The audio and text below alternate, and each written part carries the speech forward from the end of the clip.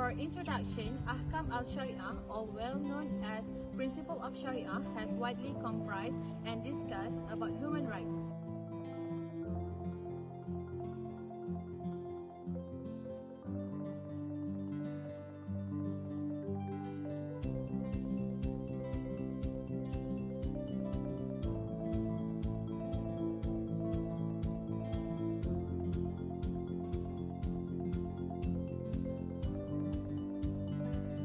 Maslahah, or well known as public interest, is also base of the Islamic law.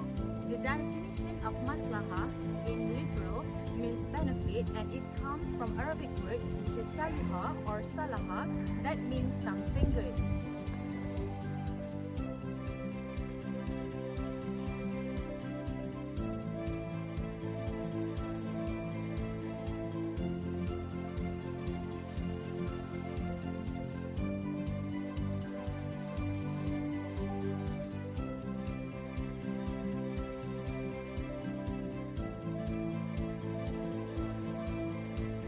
Removing harm or evil also stated as one of maslahah.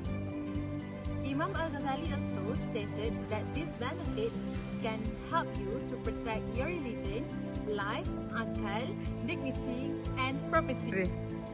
These maslahah can be divided into three divisions, which are Maslahah Mu'tabarah, Maslahah Mulghah, and Maslahah Mursalah.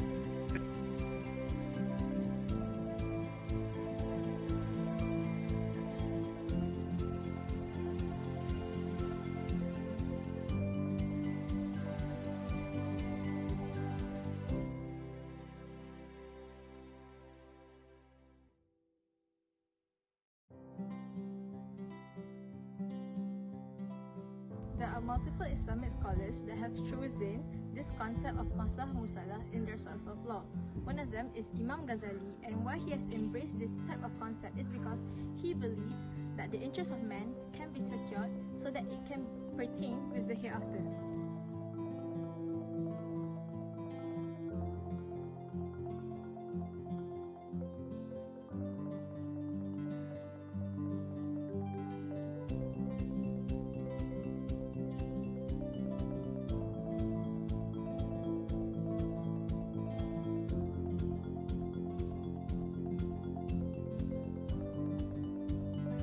The purposes could be divided into two, which is dunyāwi, or the purposes restricted to this world, and religion, which is purposes referred to the hereafter.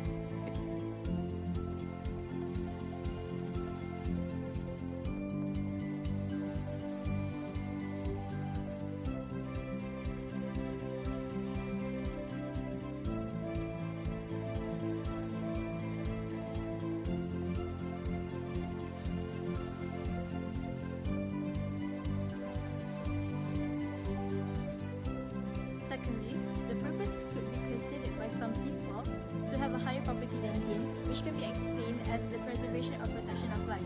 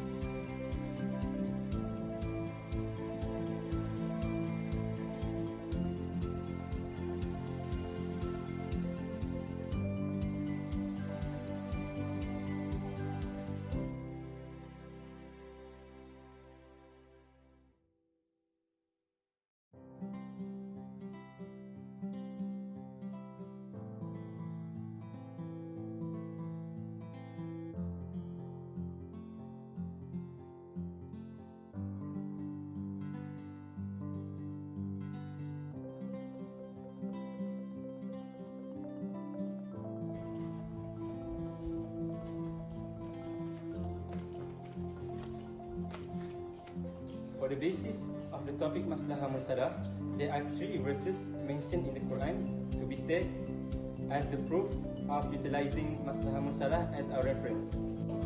The second verse is from Surah Al-Anbiya, ayah 107, وَمَا أَرْسَلْنَاكَ إِلَّا رَحْمَةً لِلْعَالَمِينَ. And we have sent you, O Muhammad, not but as mercy for the Alameen. This verse explains that the existence of Prophet Muhammad in this world are a blessing to the whole mankind, as we can make him as our main reference.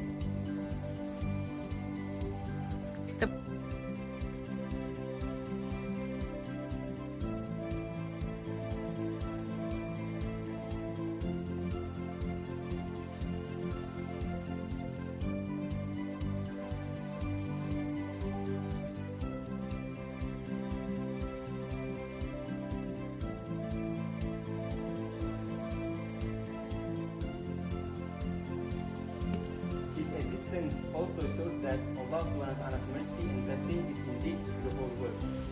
This clearly shows that the law set by God does not persecute its believers, but it can help them solve their problems.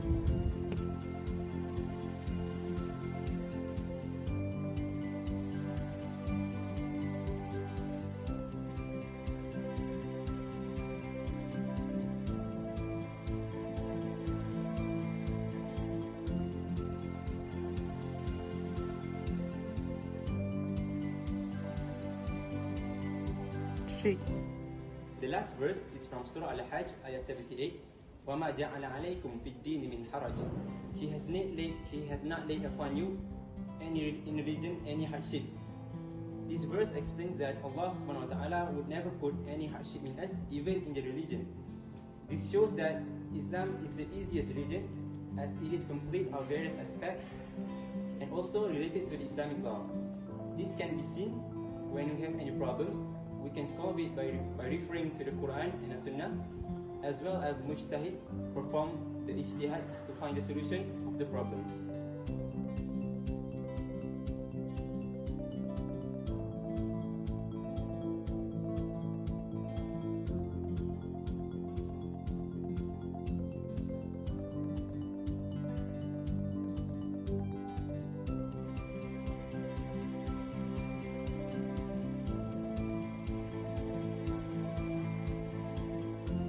Examples are following as utilized by the scholars. The first one is Imam Malik, who had executed a punishment towards the Zini people by compulsory death, albeit the recitation towards the Shahadah.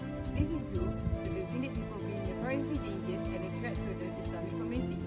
Several authors had assumed that Imam Malik's opinion is against the Quran Hadith Prophet Muhammad, but actually this is an interpretation of Imam Malik's opinion towards the next.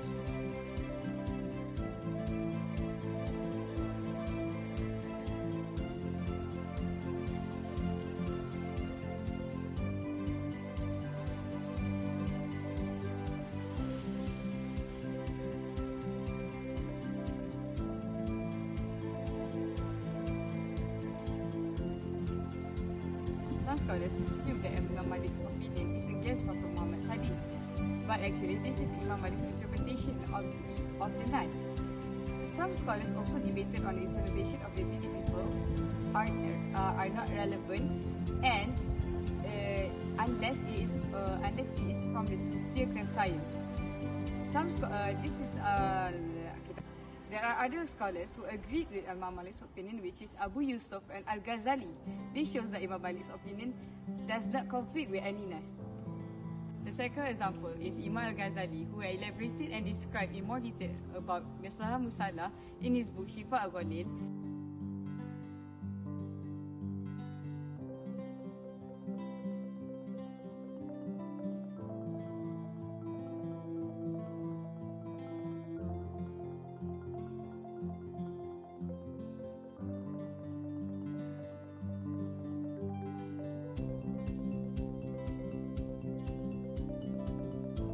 This was shown when Al-Ghazali had given more priority towards the public interest rather than the private interest.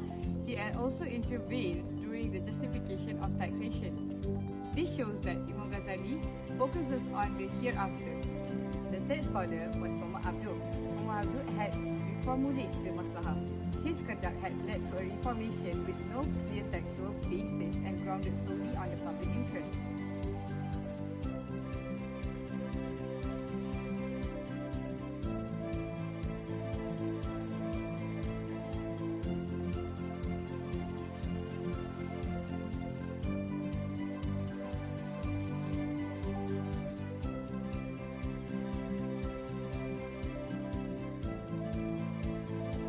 fatwa had allowed Muslims to cooperate with non-Muslims in framing charitable works for society, as mentioned in the book Tarikh al-Ustad, Al-Imam Al-Sheikh Muhammad Abdul Boliwan, written by his student Rashid Rida. As a conclusion, we can conclude that Maslahah Mursalah meanings can be divided into two, which is the literal meaning and term meaning. We also clarified the utilization from three scholars, which is Muhammad Abduh, Imam Ghazali, and Imam Malik. In addition, for the example of ruling, in Imam Malik's perspective, he related that the Maslahah Mursalah can relate it to the Zindiq people. In Ghazali's perspective, he giving more clarity to the people and encourage people to do the jihad. Then, in Muhammad Abduh's perspective, he successfully reformed Maslahah Mursalah, thus gaining his own fatwa. Lastly, we can conclude that Maslahah Mursalah bring a lot of benefits to the mankind.